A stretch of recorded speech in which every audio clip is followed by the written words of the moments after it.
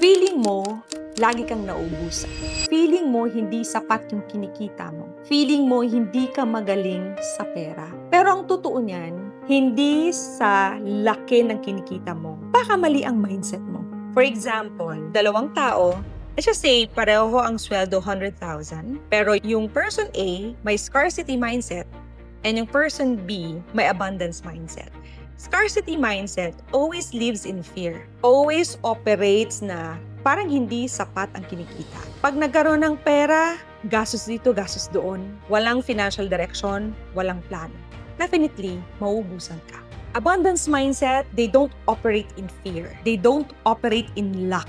Laging positive at nagagawa ng paraan kung may problema. Nakikita nila ang setbacks, kita nila ang mga struggles nila as an opportunity for them to grow. If they have 100,000, definitely magagawa nila ng paraan para mapalaki ito.